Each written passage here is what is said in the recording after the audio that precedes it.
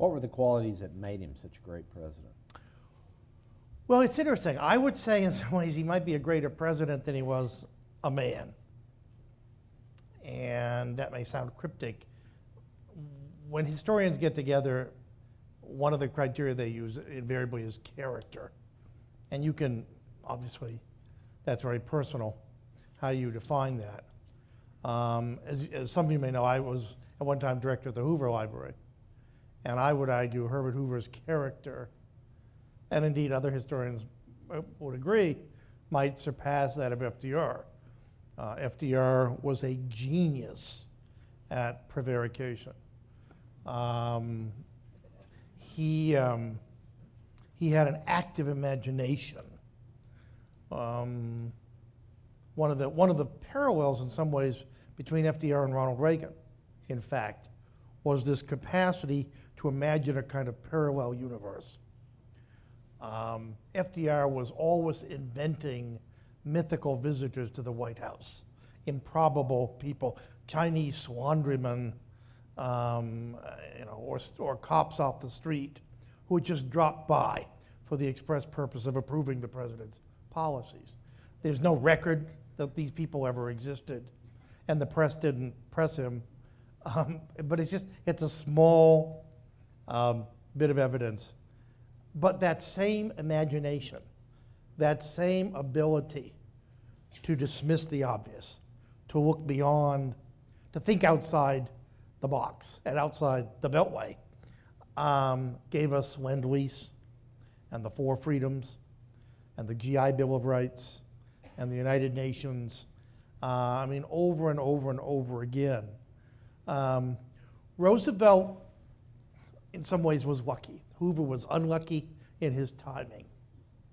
Roosevelt took over a nation that had been through 4 years of despair, of a spiraling economy. The parallel with the Bond situation, people ask all the time, well, you all said that Barack Obama was going to be FDR, and we were going to relive the New Deal. And what happened? What happened was we didn't have a Great Depression. We didn't go over the cliff.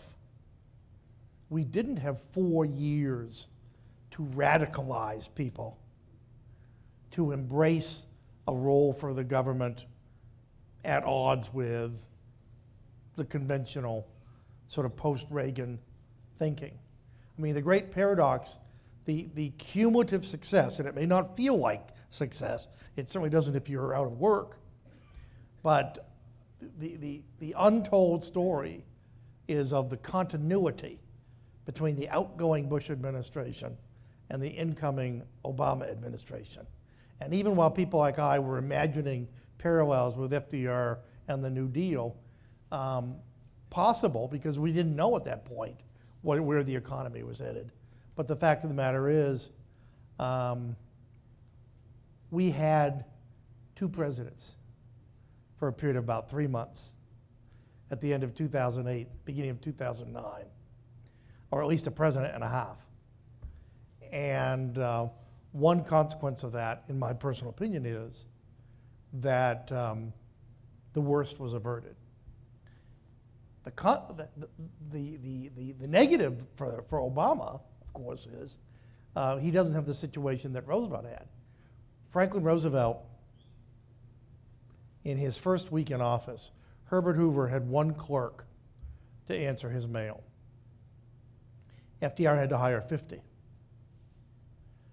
And it wasn't because it wasn't make work. The fact is, to a degree that is rare in American history, in one day, on March 4th, 1933, with what he said and how he said it, and with the rapid follow-up. Action now. It didn't matter what the ideological underpinnings were. Quite frankly, the first 100 days are incoherent ideologically. Some of what Roosevelt did was inflationary, some of it was deflationary. It almost didn't matter. People like Walter Lippmann, among others, were saying, right now, we want a dictator. Right now, we're willing to suspend popular government and do whatever we're told. Now that is a radicalization, and I think it's a dangerous viewpoint. And Roosevelt himself never subscribed to it, but it does suggest how far the country had gone away from the conventional thinking, which throughout the 20s lionized big business, lionized bankers, lionized unfettered capitalism, and did not imagine a role for the federal government that came to pass under FDR. Do you think FDR was successful largely because he had these two extraordinary challenges that few presidents ever face, and he seemed up to the challenges? Is that why he's regarded as such a great president? Well, sure. I mean, and again, the debate goes on as to how successful he was. Particularly, it's fascinating because right now, much of the criticism of the New Deal, which is a term kind of thrown around loosely, we can get to that maybe later on, is coming from the right. But interesting enough, up until about 10 years ago, there was the strident criticism of the New Deal was from the left. People like Kenneth Davis, who has Kansas roots, who wrote, believe it or not, a 5-volume FDR biography and didn't live to finish it,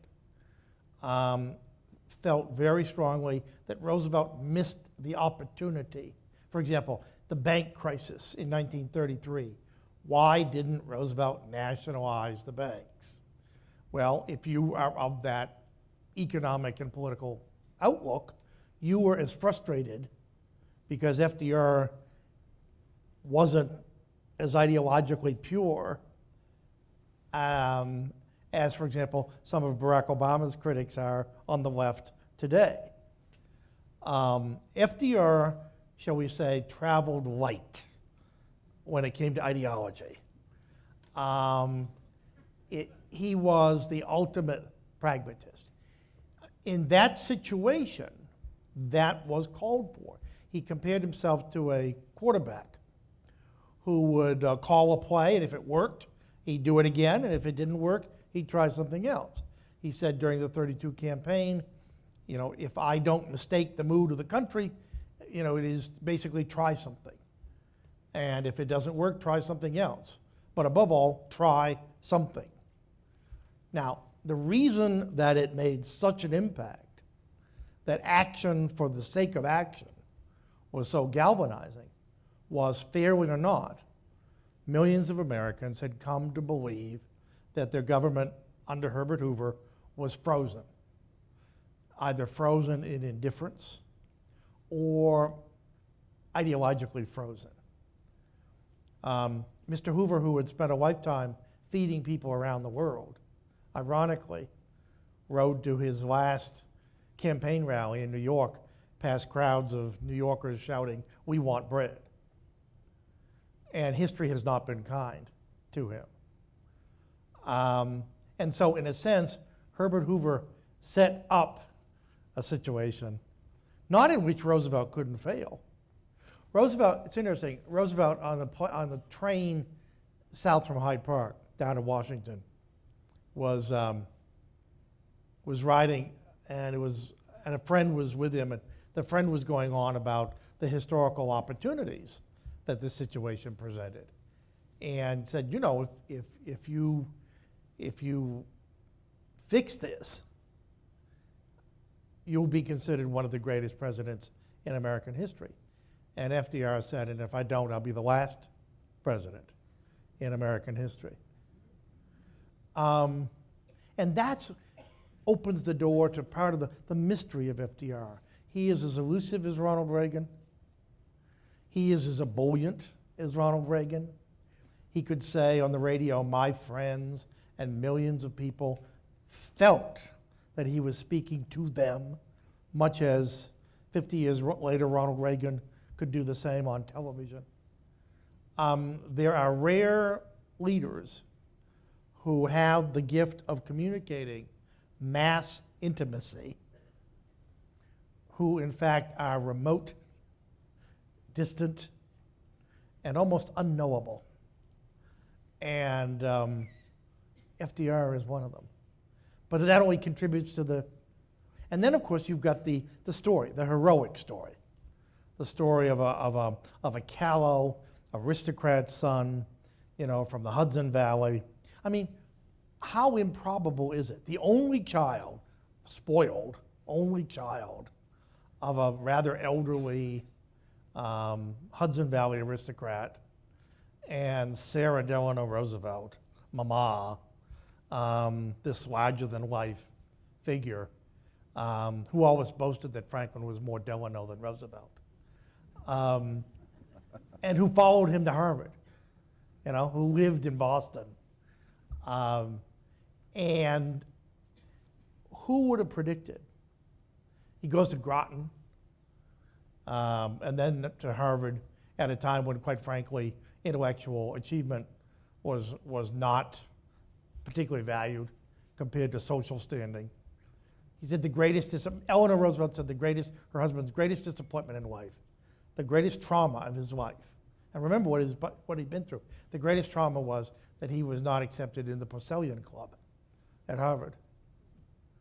There were those on the right who thought the whole New Deal was his attempt to get back at the commercially successful, who had deprived him of that status.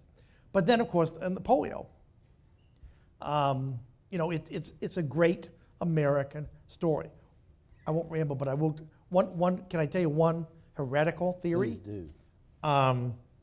Because it is widely believed that it was the polio and the fight, the heroic fight to come back,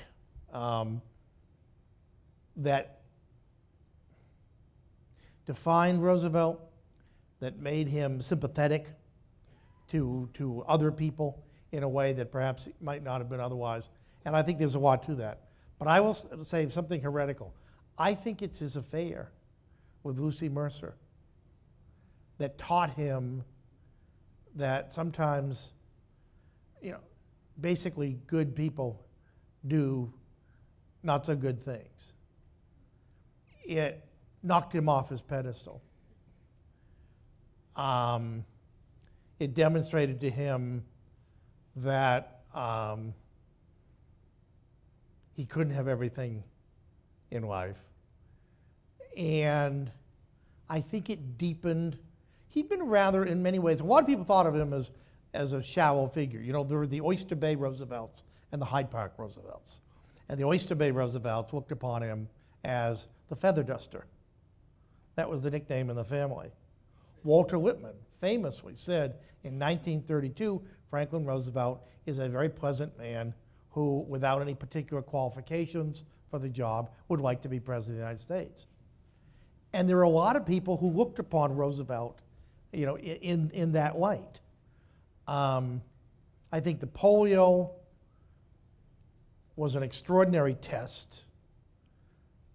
Not so much the lonely hours of regaining his health, but for example, he sank half of his net worth into Warm Springs to create a rehabilitation center. And to see Roosevelt in the pool at Warm Springs, encouraging his fellow, polio sufferers. I mean, you had a sense that he was a victim who refused to be victimized.